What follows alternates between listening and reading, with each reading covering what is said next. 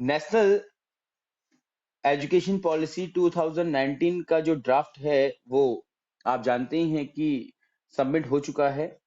और इसकी जो सिफारिशें हैं ये 2-3 महीने पहले से आप लोग देख रहे हैं कि मार्केट नेट पे आपका आ चुका है, अवेलेबल है, आपने पढ़ भी लिया होगा। तो आज हम इसी पर डिस्कस करने जा रहे हैं। इससे पहले का डिस्कशन हमारा हुआ था नेशनल एजुकेशन पॉलिसी ऑन 1986 पर, जिसके बाद ये पॉलिसी बनी है लगभग कहें कि 34 साल बाद, तो कुछ गलत नहीं होगा। इसके चेयरपर्सन कौन थे? तो डॉक्टर के कस्तूरी रंगन इसके चेयरपर्सन थे। The committee of draft national education policy submitted its report on May 31, 2019। तो 31 मई 2019 के दिन इन्होंने अपनी रिपोर्ट सबमिट की है। ठीक है, याद रखना है, भूलना नहीं है। The committee was constituted by the Ministry of Human Resource Development in June 2017।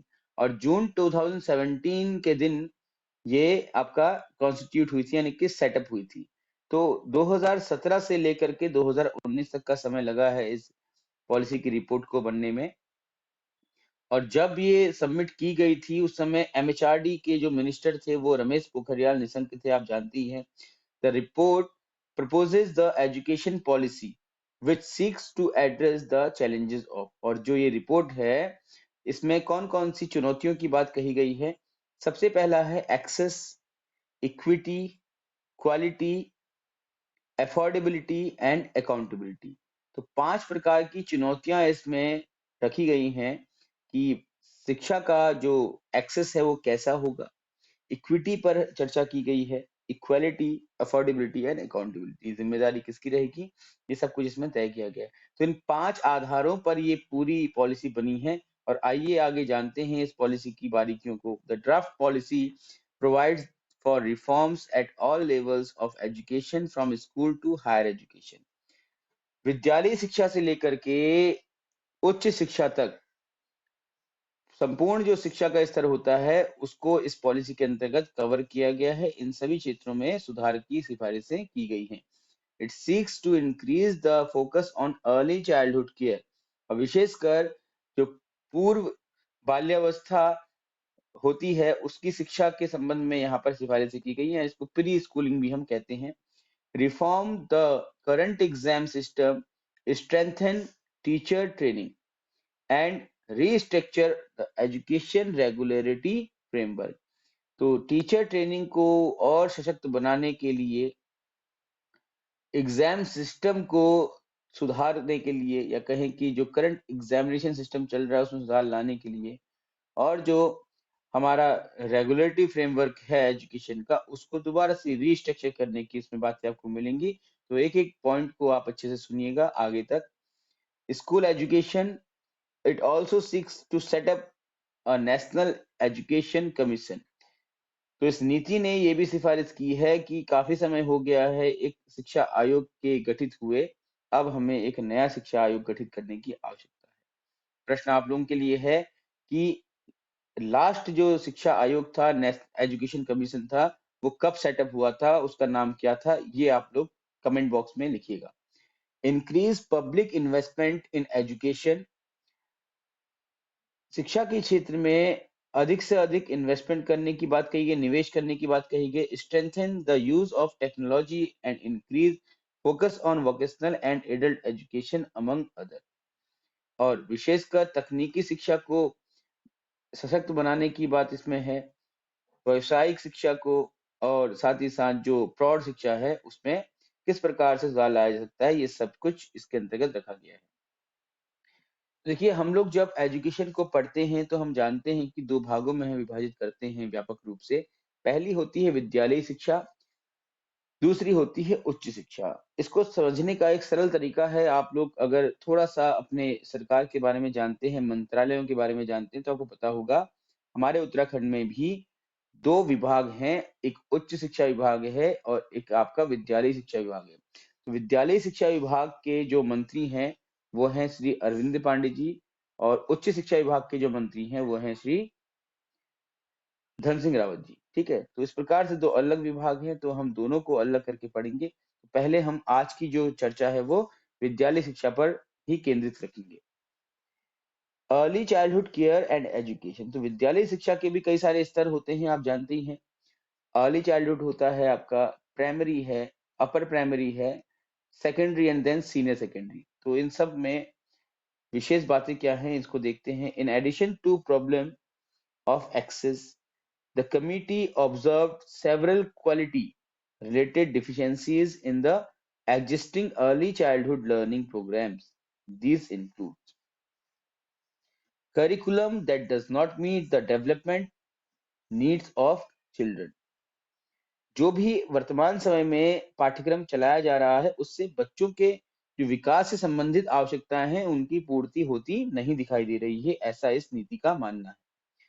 Lack of qualified and trained teacher, ठीक, विद्यालय शिक्षा में प्रशिक्षित जो शिक्षक हैं हमारे, उनकी कमी पाई जा रही है, ये दूसरी बात इन्होंने कही है। और सब स्टैंडर्ड पेडागोजी, पढ़ाए जाने का जो तरीका है, जो टीचिंग की जो हम मेथोडोलॉजी यूज करते हैं जिसको हम पेडागोजी बोलते हैं। What is pedagogy? तो आर्ट ऑफ टीचिंग। तो ये बहुत ही एक कहें कि एवरेज तरीके की है जो आज के समय में शायद अच्छी नहीं मानी जा सकती। तो इन तीनों में सुधार किया जाना चाहिए, ऐसा इनका मानना है।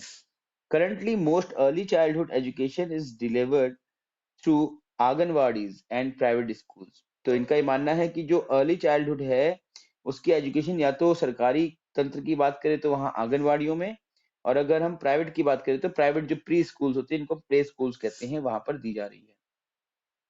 However, there has been less focus on the educational aspects of early childhood, क्योंकि जो अर्ली चाइल्डहुड की जो शिक्षा है या पूर्व बाल्यावस्था की शिक्षा पर उतना अधिक फोकस नहीं किया जा रहा है, उतना ध्यान नहीं दिया जा रहा है, जबकि नींव जो है वो यहीं से तैयार होती है। इसीलिए इस शिक्षा नीति ने अर्ली चाइल्डहुड केयर के संबंध में अपनी विशेष राय रखी है। Hence, the draft policy recommends developing a two-part curriculum for early childhood care and education. This will consist of guidelines for up to 3-year-old children. 3 साल तक के जो बच्चे हैं उनके लिए क्या गाइडलाइंस हो सकती हैं कि घर पर उनके पेरेंट्स उनको अच्छे से टेक केयर कर सके उनकी, और शिक्षा के क्षेत्र में उनको आगे बढ़ा सके, मतलब कि उनकी स्कूलिंग घर पर ही स्टार्ट कर सके। Educational framework for 3 to 8 year old children, और उसके बाद 3 से 8 साल के जो बच्चे हैं उनके लिए हम कैसा फ्रेमवर्क तैयार कर सकते हैं। ठीक है, 3 से 8 साल के बच्चों के लिए अलग है और 3 साल तक के बच्चों के लिए अलग। Education, sorry, this would be implemented by improving and expanding the Anganwadi system and co-locating Anganwadis with primary schools. अब कैसे हम इसको सुधार सकते हैं, तो इसके संबंध में ये अपनी राय दे रहे हैं कि यदि हम आंगनबाड़ी सिस्टम को थोड़ा सा एक्सपेंड करें और या फिर आंगनबाड़ियों को प्राइमरी स्कूल के साथ हम अटैच कर दें, तो हो सकता है कि इससे ये जो प्री प्राइमरी का जो स्टेटस है वो हमारा सरकार का सुधर जाए। करिकुलम फ्रेमवर्क कैसा होना चाहिए, मोस्ट इंपोर्टेंट है आपके लिए। 5 3 3 4 ये कहते हैं। 5 का मतलब काउंट कीजिए अपनी फिंगर्स में आप लोग, नर्सरी, LKG, UKG, ठीक, देन क्लास 1 एंड क्लास 2, तो ये हो गए 5। क्लास 2 के बाद 3 साल की शिक्षा होगी आपकी, क्लास 3, क्लास 4, क्लास 5, ठीक। इसके बाद इस 3 साल की शिक्षा के बाद फिर पुनः 3 साल की शिक्षा होगी, तो क्लास 6, क्लास 7, क्लास 8, ठीक है। एंड देन आफ्टर 4 ईयर की क्लास 9, 10, 11, 12। तो देखिए, nursery, then LKG, then UKG, ठीक है, देन क्लास 1, क्लास 2, ये हो गया आपका 5 साल का। इसके बाद 3 साल का क्या है आपका, क्लास 3, 4, 5, है ना। इसके बाद 3 साल का 6, 7, 8, है ना। एंड इसके बाद आप जानते ही हैं कि 9, 10, 11, 12। तो इस तरीके से आपकी ये शिक्षा बन जाती है। ये इसका एक नया स्ट्रक्चर बनेगा, आप लोग ध्यान दीजिएगा इस पर, ठीक है, कि 5+3+3+4 में क्या क्या चीजें हैं। This would make space for holistic discussion and analysis based learning। और इसमें क्या करेंगे, हम बच्चों का सर्वांगीण विकास करने का प्रयास करेंगे, बच्चों के साथ चर्चा के माध्यम से और विश्लेषण पर आधारित अधिगम को हम बढ़ावा देंगे, ऐसा इस नीति का कहना है।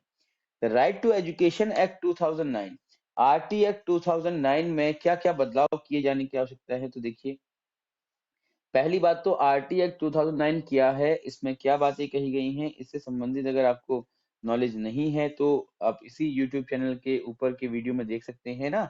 और जिन्होंने रिसेंटली क्लास ज्वाइन की है उनको तो मैं पढ़ाऊंगा आगे, बट अगर आपको लगता है कि जल्दी देखना है तो आप ऊपर देख सकते हैं, ठीक। तो आपको आरटी एक्ट 2009 का कंप्लीट कंटेंट वहां मिल जाएगा। The draft policy recommends extending the admit of the RT Act to include early childhood education and secondary school education। अभी तक का जो आरटी एक्ट है उसमें कक्षा 1 से 8 तक के बच्चों की जो शिक्षा है वो निशुल्क है, जो कि 6 से 14 वर्ष के बच्चों में की आयु के बच्चे आते हैं जिसमें।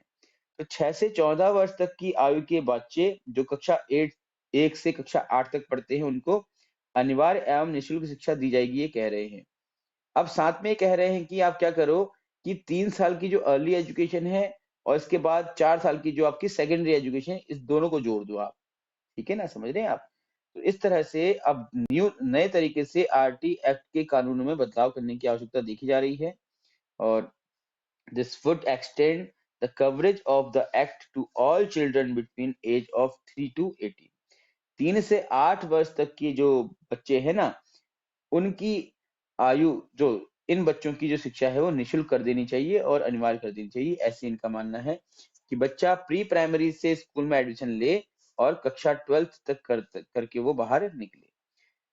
साथ ही साथ इनका ये भी मानना है कि जो नो डिटेंशन पॉलिसी चलाई गई है उसमें थोड़ा सा कुछ परिवर्तन किया जाना चाहिए, क्योंकि नो डिटेंशन पॉलिसी चलाने से ये नुकसान हो रहा है कि बच्चा योग्य ना होने के बाद भी क्लासेस को पास कर ले रहा है। तो नो डिटेंशन पॉलिसी को दोबारा से रिव्यू करने की आवश्यकता है कह रहे हैं, ताकि बच्चों में योग्यता का स्तर बढ़ सके। स्कूल एग्जाम रिफॉर्म्स की बात करते हुए ये कमेटी क्या कह रही है, देखिए ये जो नीति है। The committee noted that the current board examinations force student to concentrate only on a few subject.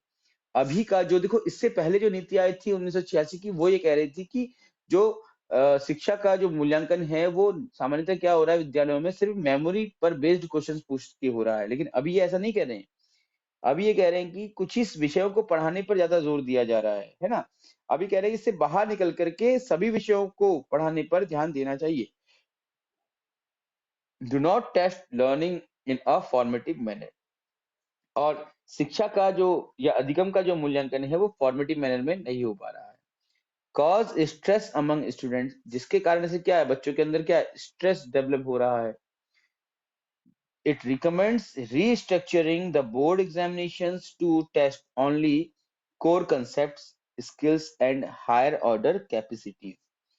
The students can choose their subject and the semester when they want to take these board exams. The in school final examination may be replaced by these board examination। तो ये जो committee है national education policy 2019 की, ये सिफारिश कर रही है कि अब हमें जो बोर्ड एग्जामिनेशन होता है ना उसको रीस्ट्रक्चर करने की आवश्यकता है। और इससे हम कोर कंसेप्ट्स, बच्चों के स्किल्स और उनके जो हायर ऑर्डर जो थिंकिंग होती है ना, जिसको हम रिफ्लेक्टिव लेवल कहते हैं, उसको चेक कर पाए, उसका असेसमेंट कर पाए, ऐसा कुछ करने की आवश्यकता है। The student can choose there subject. बच्चा अपनी इच्छा से अपने विषय को चूज कर सके। सुनने में तो ये भी आ रहा है कि शायद ऐसा हो सकता है कि बच्चा अगर 10th क्लास के बाद सिर्फ मैथ्स लेना चाह रहा है, बाकी फिजिक्स केमिस्ट्री नहीं लेना चाह रहा, तो वो कर सकता है ऐसा। आज तो है ही संभव ये। बच्चा सिर्फ फिजिक्स पढ़ना चाह रहा है, उसको नहीं पढ़नी केमिस्ट्री और मैथ्स, तो सिर्फ फिजिक्स पढ़ सकता है। बच्चा चाह रहा है वो सिर्फ बायोलॉजी पढ़े, उसको केमिस्ट्री फिजिक्स नहीं पढ़नी, तो सिर्फ बायोलॉजी पढ़ सकता है। ऐसी भी बात इसमें रखी गई है, ठीक है। और विशेषकर वो अपनी इच्छा से जब मर्जी तब एग्जाम दे सके, ऐसी व्यवस्था भी इसमें करने की बात कही जा रही है। स्कूल इंफ्रास्ट्रक्चर की बात करते हुए ये जो कमिटी है ये कह रही है, देखिए, policy recommends that multiple public schools should be brought together to form a school complex. एक ऐसा स्कूल कॉम्प्लेक्स बनाने की आवश्यकता है जहां पर बहुत सारे जो पब्लिक स्कूल्स हैं वो रहेंगे, ताकि बच्चा अपनी पसंद के अनुसार किसी एक पब्लिक स्कूल में एडमिशन ले सके, है ना? तो अब ये कारण क्या हो सकता है? हो सकता है कि कई बार बच्चों की जो रीच होती है वो किसी स्कूल के लिए नजदीक होती है, किसी से दूर होती है, तो वो नजदीक के स्कूल में एडमिशन ले लेता है, तो क्वालिटी मैटर नहीं करती उसके लिए। तो ऐसा किया जाए कि एक ऐसा कॉम्प्लेक्स बनाया जाए जो कि स्कूल हब के नाम से जाना जाए, जहां पर सभी अच्छे-अच्छे स्कूल डेवलप कर दिए जाएँ, ठीक है? The complex will consist of one secondary school, और इस कॉम्प्लेक्स में क्या होगा ये देखिए, प्लीज आप नोट कर लीजिएगा, ये बहुत इंपॉर्टेंट पॉइंट आपके सामने है। एक इस कॉम्प्लेक्स में एक तो होगा सेकेंडरी स्कूल, बाकी सारे जो स्कूल है वो क्या होंगे, प्राइमरी से लेकर के जूनियर तक के होंगे, ठीक है? यानी कि कक्षा 1 से 8 तक के जो स्कूल है वो बहुत सारे होंगे, लेकिन सेकेंडरी स्कूल सिर्फ एक ही होगा, ठीक है? The school complexes will also include Anganwadi, vocational education facilities and an adult education center. और जो भी ये कॉम्प्लेक्सेस हैं, इसके अंतर्गत कुछ आंगनवाड़ियां, कुछ वोकेशनल एजुकेशन की फैसिलिटीज, मतलब व्यवसाय शिक्षा की जो सुविधाएं हैं वो होनी चाहिए, और एडल्ट एजुकेशन सेंटर भी यहाँ पर डेवलप किए जाएंगे। एडल्ट एजुकेशन सेंटर मतलब कि प्रौढ़ शिक्षा केंद्र, इनको हिंदी में हम कहते हैं। रेगुलेशन ऑफ स्कूल्स, अब स्कूल का रेगुलेशन कैसे होगा, तो देखिए, it suggest creating an independent state school regulatory authority. तो ये जो नीति है ये सिफारिश कर रही है कि हमें राज्य विद्यालयी रेगुलेटरी अथॉरिटी को इस्टेब्लिश करने की आवश्यकता है, और ये कुछ इंडिपेंडेंट तरीके से काम कर सके, जो अपने अंदर आने वाले सभी स्कूलों के संबंधित मानकों का चयन करे और उनकी मॉनिटरिंग करे। For each state that will prescribe basic uniform standards for public and private schools. The Department of Education of the state will formulate policy and conduct monitoring and supervision. और एक जो हमारा राज्य का जो शिक्षा विभाग होता है, वो नीतियों का निर्माण करने और नीतियों के इम्प्लीमेंटेशन को मॉनिटर करने का काम करेगा। टीचर मैनेजमेंट की बात ये कर रहे हैं, तो कह रहे हैं कि the draft policy recommends that teachers should be diploid with a particular school complex for at least 5 to 7 years। तो टीचर से ऐसा कुछ एग्रीमेंट किया जाए कि वो 5 से 7 वर्ष के लिए कम से कम एक ही विद्यालय में रहें। Further, teachers will not be allowed to participate in any non-teaching activities during school hours and that could affect their teaching capacities। और इसी तरह से टीचर्स को अपने स्कूल आवर्स के समय किसी भी प्रकार की नॉन टीचिंग एक्टिविटीज में इन्वॉल्व नहीं होना है, जिससे कि जो उनकी शिक्षण योग्यता है वो बनी रहे, उसमें कोई प्रभाव ना पड़े, ऐसी बात ये कह रहे हैं, ठीक है? अगर 5 से 7 साल तक अगर एक टीचर एक स्कूल में रहेगा, तो बच्चों की साइकोलॉजी और स्कूल का एनवायरनमेंट समझ जाता है, तो अपनी वो बेटर कैपेसिटीज के अकॉर्डिंग क्लास में जा सकता है और अच्छी एजुकेशन दे सकता है। और अगर अ, सिर्फ शिक्षण कार्य ही शिक्षक से कराया जाए, जैसा कि हमारे विद्यालयों में कम ही देखने को मिलता है ना? तो अच्छी गुणवत्ता इस विद्यालयों में आ सकती है। अब आप देखते हैं कि सरकारी विद्यालयों में तो अधिकतर काम जो है वो पेपर वर्क चल रहा होता है, पढ़ाने पर फोकस शिक्षकों का कम ही रह पाता है, ठीक है? तो ये जो नीति है वो ये कह रही है कि जो टीचिंग आवर्स होते हैं या स्कूल आवर्स होते हैं, उस समय तो ऐसे काम ना कराया जाए। B Ed programme will be replaced by a 4 year integrated B Ed programme. तो आप जानती हैं कि 4 साल का बीएड प्रोग्राम होने वाला है। The teacher will be required to complete a minimum of 50 hours of continuous professional development training every year। और हर वर्ष टीचर को 5 घंटे की एक व्यावसायिक विकास की, जो उसकी मतलब कहें कि उसका जो शिक्षण कौशल होता है उसको विकसित करने के लिए ट्रेनिंग लेने की आवश्यकता है। ये बात तो इससे पहले एक आयोग कह चुका है, तो किस आयोग ने ये बात कही है मैं पढ़ा चुका हूँ आप लोगों को क्लास में, तो प्लीज आप लोग कमेंट कर दीजिएगा, ठीक है? अब आते हैं हम हायर एजुकेशन की तरफ। तो हायर एजुकेशन पढ़ने से पहले आप लोगों से मैं चाहता हूं कि एक बार आप फिर से बैठ जाएं और स्कूल एजुकेशन की सारी सिफारिशों को रिवाइज कर लें, ठीक है? ठीक है, ओके। तो हायर एजुकेशन पे देखिए, रेगुलेटरी स्ट्रक्चर एंड एक्रीडिटेशन कैसा होना चाहिए। The committee noted that the current higher education system has multiple regulators with overlapping mandates। The reduces the autonomy of higher educational institutions and create an environment of dependency and centralized decision making। देखिए अभी तक तो आप पहले पढ़ते आ रहे थे, चाहे शिक्षा नीति 1986 हो, चाहे उसके अलावा कोई भी आपने कमेटी पढ़ी हो, तो उसमें कहा जा रहा था कि हमें क्या करना चाहिए, जितने भी हमारे कॉलेजेस होते हैं उनको ऑटोनॉमस बना देना चाहिए और हर यूनिवर्सिटी में एक ऑटोनॉमस विभाग खोलना चाहिए। तो ऑटोनॉमी को वो प्रमोट कर रहे थे और ये उसको क्या कर रहे हैं, रिड्यूस कर रहे हैं। तो ये थोड़ा सा आपके लिए इंपॉर्टेंट हो सकता है एग्जाम में कि जो न्यू एजुकेशन पॉलिसी है उसने ऑटोनॉमी को रिड्यूस करने की बात कही है, ठीक है। और सेंट्रलाइज्ड एक सिस्टम बनाने की बात कर रहे हैं कि सब कुछ केंद्र के हाथों में, जैसे सब कुछ मोदी जी के हाथों में आज की डेट में ना, तो ऐसे ही चाह रहे हैं कि जो शिक्षा हो, उच्च शिक्षा हो, सिर्फ एक ही जो अथॉरिटी है उसके हाथ में आ जाए, जो कि एक प्रकार से देखें तो शिक्षा के लिए अच्छी बात शायद नहीं भी हो सकती है। कुछ इसकी मेरिट्स भी हैं, कुछ इसकी डिमेरिट्स भी हैं, ठीक है। Therefore, its purpose is setting up the NHERA। Important है, नोट कर लीजिएगा। फिर से वही बात कि एब्रीविएशंस जहां पर आते हैं तो वो अपने आप इंपॉर्टेंट हो जाता है। National higher education authority NHERA, ये एक सेटअप करने की बात कही जा रही है और सारी एजुकेशन जो है हायर एजुकेशन वो सब इसके अंडर ही काम करेगी। This independent authority would replace the existing individual regulators of higher education, including professional and vocational education। तो अब ये जो अथॉरिटी अगर बन जाती है तो जितने भी आपके ये जो काउंसिल्स वगैरह हैं, चाहे वो आईसीटी है आपका, है ना, एआईसीटी है आपका, बार काउंसिल ऑफ इंडिया है, मेडिकल काउंसिल, सब कुछ क्या होगा, सब इसके अंडर आ जाएंगे, ठीक है। This implies that the role of all professional councils, currently the National Assessment and Accreditation Council, that is NAC, NAAC। Question है आप लोगों के लिए कि NAC की स्थापना किस वर्ष हुई थी, कमेंट बॉक्स में आंसर दीजिएगा। Is an accreditation body under the UGC. आप जानती हैं कि NAC क्या है, यूजीसी के अंदर एक एक्रेडिटेशन बॉडी है, यानी कि जो क्या करती है, यूनिवर्सिटीज को ग्रेडिंग देती है उनके जो परफॉर्मेंसेस होती हैं उनके आधार पर, ठीक। The draft policy recommends separate NAC from the UGC into an independent and autonomous body। अब ये क्या कर रहे हैं ना, NAC को UGC से बिल्कुल सेपरेट करके एक अलग ही ऑटोनोमस बॉडी बनाने का प्रयास कर रहे हैं। In its new role, NAC will function as the top level accreditor। और इसके इस नई भूमिका में जो NAC होगा वो टॉप लेवल का accreditor बन जाएगा, यानी कि इसकी पावर बहुत ज्यादा बढ़ाने की कोशिश की जा रही है।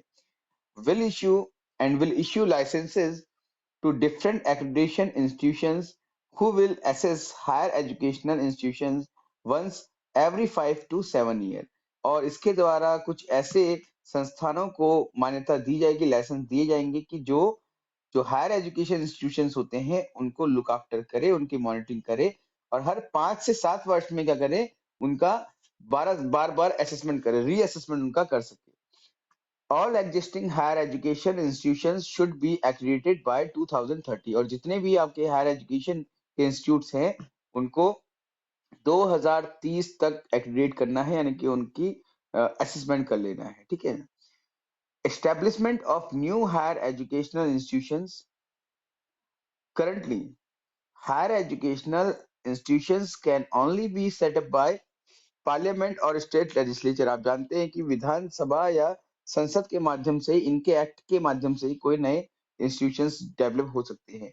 But the draft policy proposes that these institutions could be allowed to be set up through a higher education institution charter from NHERA। अब ये कह रहे हैं कि एक ऐसा इंस्टीट्यूशन डेवलप करने की आवश्यकता है कि जिसकी इतनी पावर होगी कि जो एक चार्टर के माध्यम से नए इंस्टीट्यूट्स को ओपन करने के लिए परमिशन दे सकता है। All such newly constituted higher educational institutions must receive accreditation as mandated by NHERA within 5 years of being established। और ऐसे जो भी इंस्टीट्यूट जो हैं वो डेवलप हो रहे हैं उनको 5 वर्ष के अंतर्गत अपनी जो असेसमेंट है वो करके जो भी एक्रेडिटेशन वगैरह ले लेने चाहिए, ठीक है।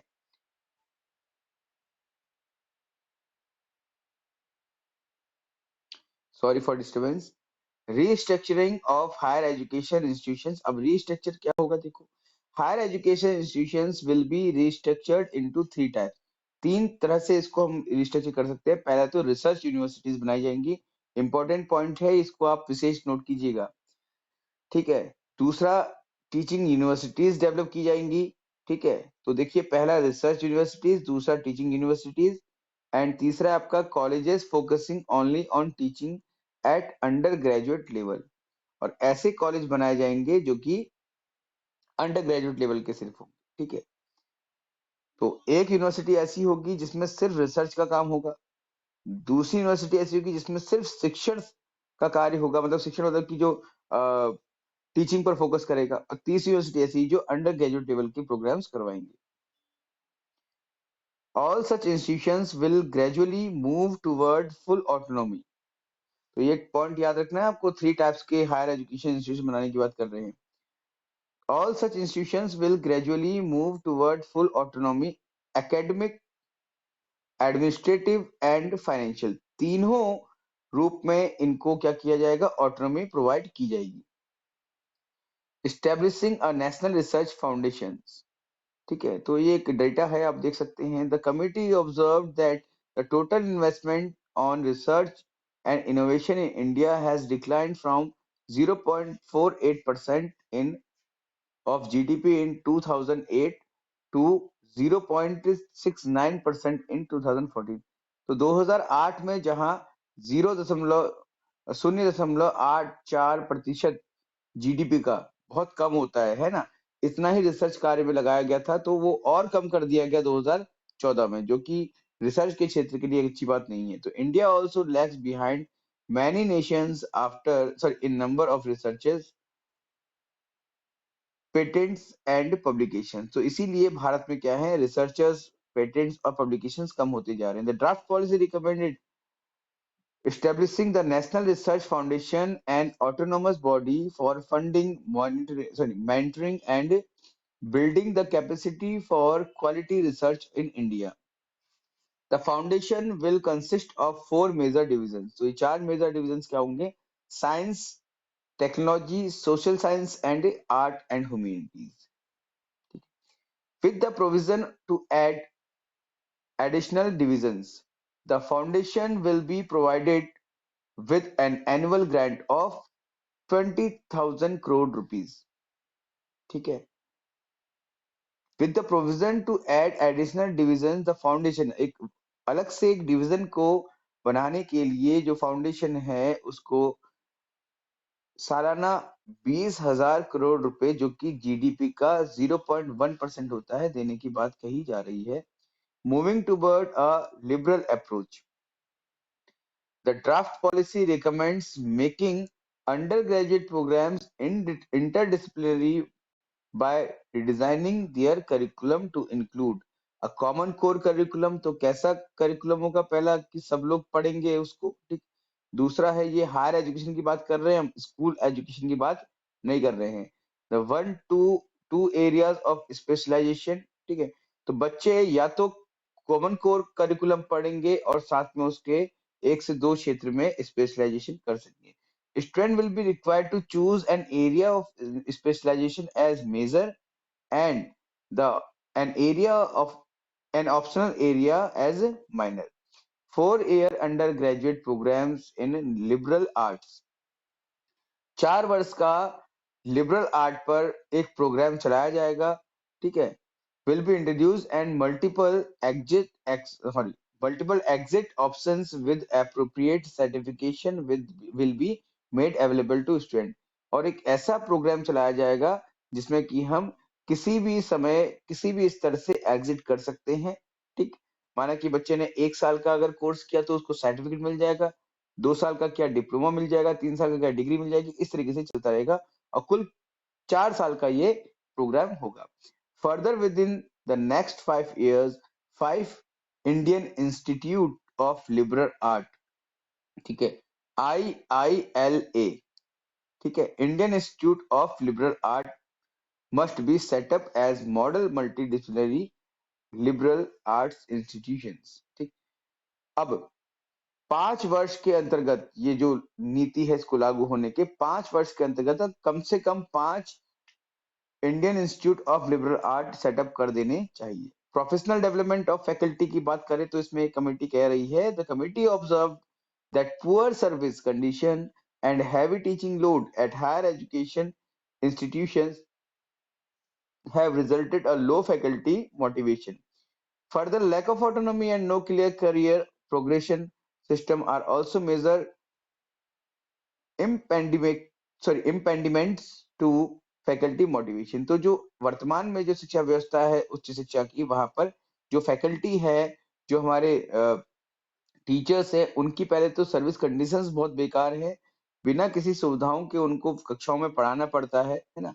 और दूसरी बात यह है कि उनको शिक्षण कार्य के अतिरिक्त बहुत सारे कार्य अन्य दे दिए गए जाते हैं, सिर्फ प्राइमरी या सेकेंडरी में नहीं, हायर में भी ये होता है, आप देखते रहेंगे, ठीक है। और साथ ही साथ जो उनका लोड है, टीचिंग लोड है, वो बहुत ज्यादा है। अगर उसको कम कर दिया जाए तो क्या होगा, क्वालिटी बढ़ सकती है। अब कम करने के लिए पहले तो जो टीचर्स हैं वो हायर करने की आवश्यकता है। Number of teachers according to appropriate ratio of student होने चाहिए। The draft policy recommends development of a continuous professional development programme and introduction of a permanent employment tenure track system for faculty in all higher education institutions by 2030। 2030 तक एक permanent employment track system चलाए जाने की ये बात कर रहे हैं। Further a desirable student teacher ratio if of not more than 30:1। और जो रेशियो है, टीचर स्टूडेंट रेशियो है, वो 30:1 से कम नहीं होना चाहिए। Optimal learning environment. The committee observed that the curricula remain rigid, narrow, and archaic. Moreover, the faculty often lacks the autonomy to design curricula, which negatively impacts pedagogy. It recommends that all higher education institutions must have complete autonomy on curricular, pedagogical, or resource related matters। तो इनका ये मानना है कि पहली बात तो जो कमिटी है उसने ये ऑब्जर्व किया कि जो हमारा करिकुलम है हायर एजुकेशन का, वो बहुत रिजिड है, बहुत ही संकीर्ण है, और किसी भी तरह से विकास करता हुआ नहीं दिखाई दे रहा है। तो इसके लिए इन्होंने कहा कि, और दूसरी बात भी इन्होंने ये भी जानी कि जो टीचर्स को जो करिकुलम डिजाइन करने की ऑटोनॉमी है वो भी नहीं दी गई है, ठीक है। तो इस वजह से भी शिक्षण कार्य अच्छा नहीं हो पा रहा है, जिसकी वजह से पेडागोजी में एक इम्पैक्ट, नेगेटिव इम्पैक्ट पड़ रहा है। तो क्या करना चाहिए, तो ये बोल रहे हैं कि पहले तो ऑटोनॉमी दे दो, आप जैसा टीचर चाहे वैसा पढ़ाए, जिस तरीके से चाहे वैसे पढ़ाए, और उसके बाद रिसोर्सेज भी होने चाहिए, रिसोर्सफुलनेस की बात ये कर रहा है। एजुकेशन गवर्नेंस की बात अगर करें तो the committee observed that there is a need to revisit the existing system of governance in education and bring it synergy and condition among the different ministries, departments and agencies. In this context, it recommends creation of a National Education Commission और राष्ट्रीय शिक्षा आयोग। तो अब एक नया education governance develop करने के लिए एक नए राष्ट्रीय शिक्षा आयोग के गठन की ये बात कर रहे हैं, as an apex body of our education to be headed by the prime minister. जिस आयोग का जो मुखिया होगा वो कौन होगा, प्राइम मिनिस्टर होगा, ऐसा ये कह रहे हैं। वैसे भी हमारे प्राइम मिनिस्टर को तो देख रहे होंगे कि हर जगह मुखिया बने हुए आप देखते रहते हैं, ठीक है ना। This body will be responsible for developing, implementing, evaluating, and revising the vision of education in the country on a continuous and sustained basis. It will oversee the implementation and functioning of several bodies, including NCERT and proposed NHERA and National Research Foundation। तो जो ये शिक्षा आयोग बनेगा, राष्ट्रीय शिक्षा आयोग बनेगा, ये NCERT, NHERA और नेशनल रिसर्च फाउंडेशन जैसी जो संस्थाएं हैं उनको भी क्या करेगा, देखरेख उनकी करेगा। The ministry of human resources and development must be renamed as the Ministry of Education in order to bring focus back on education। दो जो मानव विकास मंत्रालय है वो अब दोबारा से शिक्षा मंत्रालय के रूप में जाना जाएगा। The draft policy reaffirmed the commitment of spending 6% of GDP as public investment in education. तो जीडीपी का 6% ये कह रहे हैं कि शिक्षा के क्षेत्र में खर्च करना चाहिए। That the first national education policy 1968 had recommended public expenditure in education must be 6% of GDP. तो 1968 की जो शिक्षा नीति थी उसने भी कहा था कि जीडीपी का 6% शिक्षा पर खर्च होना चाहिए। ठीक है, और यही बात शिक्षा नीति 1986 द्वारा भी कही गई थी। तो अभी भी यही बात कही जा रही है, कितना इम्प्लीमेंट होगा ये आगे आने वाले भविष्य में देखा जाएगा।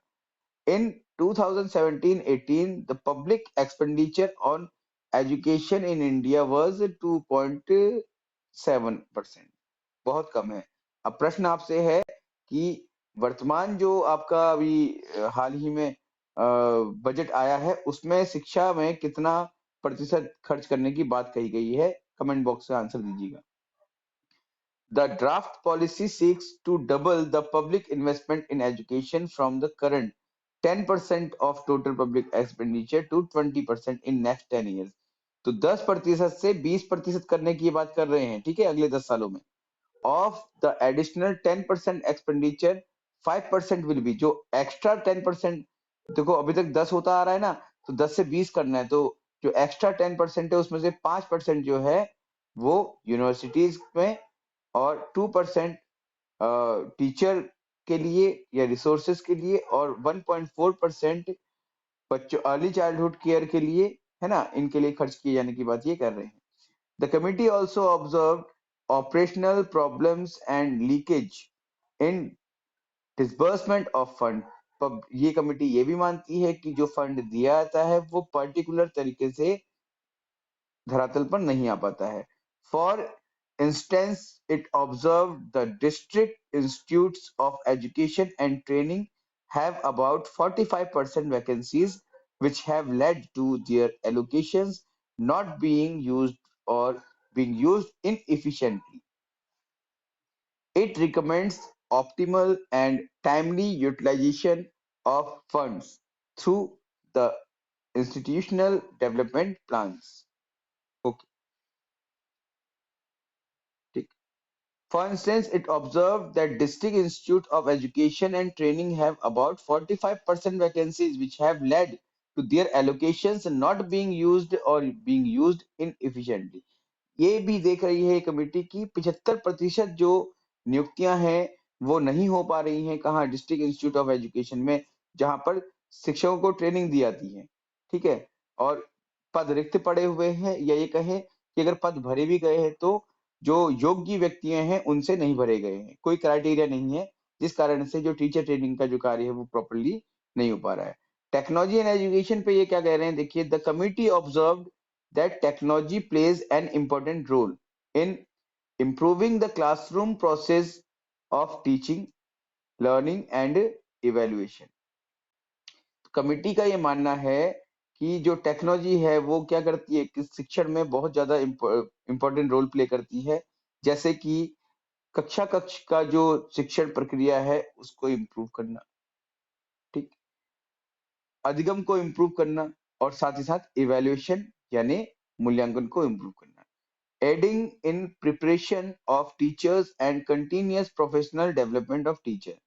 शिक्षकों के व्यावसायिक विकास में विशेष योगदान प्रदान करना।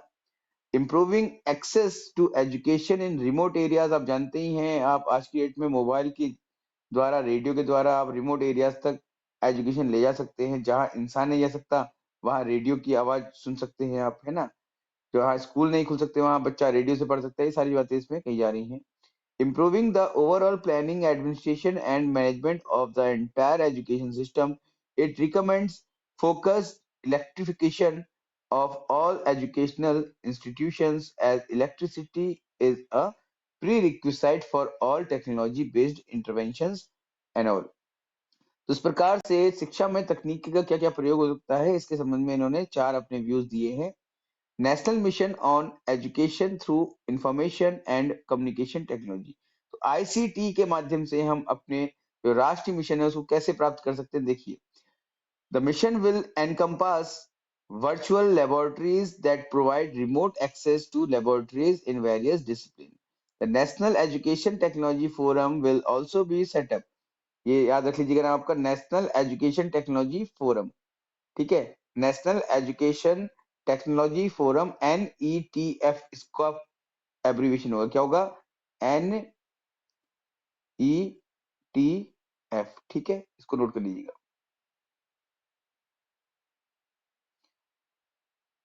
As an autonomous body to facilitate decision making on the induction, deployment and use of technology.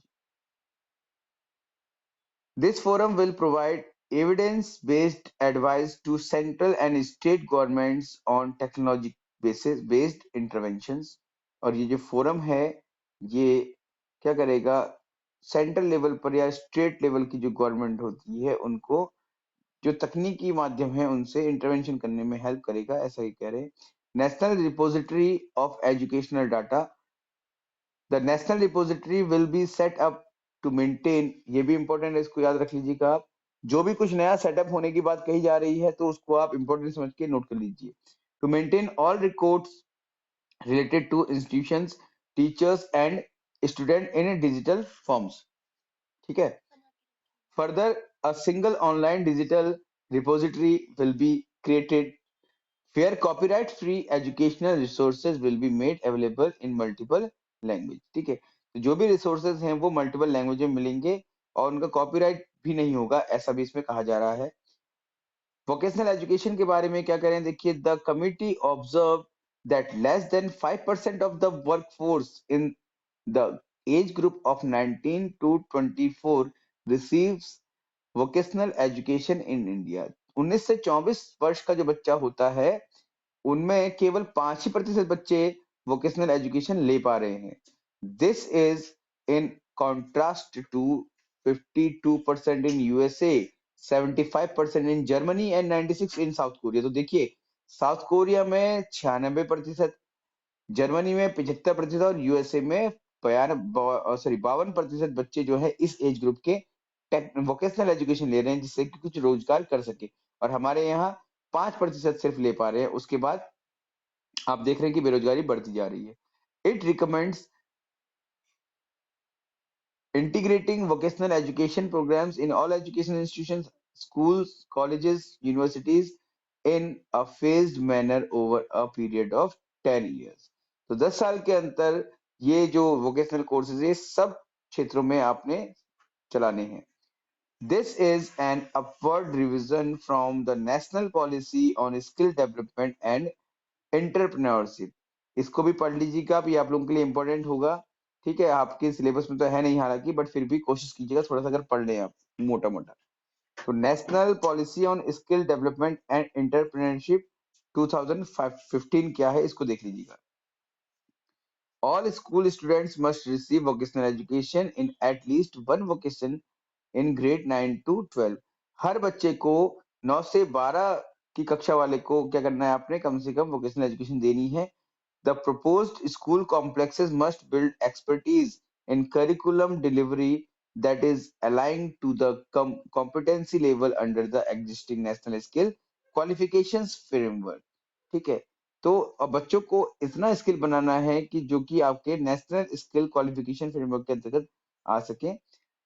The proposed higher education institutions must also offer vocational courses that are integrated into the undergraduate education programs. The draft policy targets to offer vocational education to up to 50% of the total enrollment in the higher education institutions by 2025। तो 2025 तक जितने भी बच्चे admission लेते हैं उनमें से 50% बच्चे, मतलब 100 एडमिशन ले रहे हैं तो 50 बच्चे जो है वोकेशनल एजुकेशन में एडमिशन ले, ऐसी कोई व्यवस्था करनी है। कब तक, 2025 तक। तो याद रखना है ईयर 2050 है और percentage 50%। and present level of enrollment of well below 10% of these institutions। National committee for the integration of vocational education भी सेटअप करने की बात कह रहे हैं, ठीक है। एडल्ट एजुकेशन में देखिए, तो as per census 2011 India still had over 3.26 crore youth non literate, ठीक है ना, जो कि 15 से 24 वर्ष के जो लोग हैं उनमें 3.26 करोड़ यूथ जो है वो साक्षर नहीं है। ठीक। दूसरी बात, अगर हम बात करें कि 15 से ऊपर सभी की बात कर दें तो वो 26.5 करोड़ एडल्ट है जो कि साक्षर ही नहीं है। साक्षर मतलब कि लिखना पढ़ना नहीं जानते। Establishing an autonomous central institute of adult education as a constituent unit of NCERT। तो इस तरीके से एक central institute of adult education establish करने की बात कही जा रही है।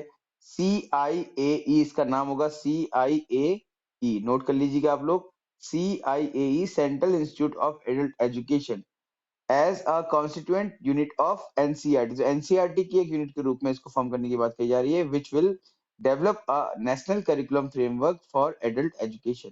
The framework will cover 5 broad areas.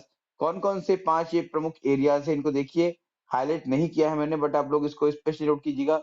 Foundation literacy, पहला जो एरिया है एडल्ट एजुकेशन का वो है फाउंडेशन लिटरेसी, यानी कि आधारभूत जो साक्षरता है वो उनमें आनी चाहिए। न्यूमरेसी, क्रिटिकल लाइफ स्किल्स, ठीक है, तो जीवन कौशल का उनमें विकास होना चाहिए। वोकेशनल स्किल डेवलपमेंट होना चाहिए, कुछ रोजगार कर सके। बेसिक एजुकेशन होनी चाहिए, यानी आधारभूत जो शिक्षा है वो होनी चाहिए। कंटिन्यूइंग एजुकेशन, यानी कि वो अपनी शिक्षा को जारी रख सके, ऐसी व्यवस्था करनी है। तो ये 5 जो आपके बेसिक फाउंडेशन है, ब्रॉड एरियाज है, उनको देख लीजिएगा। Adult education centres will be included with in the proposed school complexes.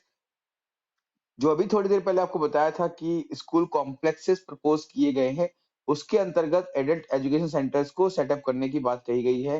Relevant courses for youth and adults will be made available at the National Institute of Open Schooling. A cadre of adult education instructors and managers, as well as a team of one-to-one tutors, will be created through a newly established National Adult Tutor Program. तो एक programme चलाया जाएगा जिसका नाम होगा national adult tutor programme. देखो, बहुत छोटी छोटी चीजें आपको यहाँ पर याद रखनी है। कुछ भी नया सेटअप हो रहा है, कोई भी नया प्रोग्राम चलाए जाने की बात कही जा रही है, तो वो आपके लिए इंपॉर्टेंट बन जाता है। तो एजुकेशन एंड इंडियन लैंग्वेजेस, ठीक है। अब शिक्षा के अंतर्गत जो भारतीय भाषाओं की क्या ये बात कर रहे हैं, तो देखो, the committee observe that a large number of students are failing behind since class in schools are being conducted in a language that they do not understand. Therefore, it recommended that the medium of instruction must there be the home language, mother tongue, local language till grade 5। तो कक्षा 5 तक बच्चों को उनकी क्षेत्रीय या मातृभाषा में पढ़ाया जाए। ये बात कोई नई नहीं है, तो इसको ज्यादा आप नोट ना करें तो चल जाएगा। हर नीति, हर आयोग यही कहता है, ठीक है ना। And preferable till grade 8 wherever possible, और कोशिश की जाए कि कक्षा 8 तक उसी भाषा में पढ़ाया जाए। Introduced by the first national education policy the 3 language formula. तो नया जो 3 लैंग्वेज फॉर्मूला है, त्रिभाषी सूत्र है, वो किसके द्वारा इंट्रोड्यूस किया गया था, तो याद रखना है नेशनल एजुकेशन पॉलिसी 1986। सबसे पहली जो शिक्षा नीति है भारत की, स्वतंत्र भारत की, वो 1968 है। इसके द्वारा ये प्रपोज किया गया था। और अगर आयोग की बात करें तो कुठारी आयोग, ठीक है। Preferably one of the southern language, एक होनी चाहिए दक्षिण भाषा, है ना, apart from Hindi and English in Hindi speaking. तो अगर आप नॉर्थ इंडिया की बात करें जहां पर अधिकतर लोग हिंदी बोलना जानते हैं, तो उनको अनिवार्य रूप से एक दक्षिण की भाषा सिखाई जाए, ठीक है। इसके बाद English in the non Hindi speaking states, the draft policy recommended that these 3 language formula be continued and flexibility in the implementation of the formula should be provided। ठीक है, तो ये कुछ बातें हैं। देखो, ये तो एक डेटा है आपके सामने, इसको मैं पढ़ता नहीं हूँ, अननेसेसरी हो जाएगा, ठीक है। तो इस तरीके से हमारा ये कंटेंट पूरा होता है। तो आज की इस क्लास में आपको मैंने नेशनल एजुकेशन पॉलिसी 2019 का जो ड्राफ्ट बना हुआ है वो कंप्लीट डिस्कस कर दिया है। कोई भी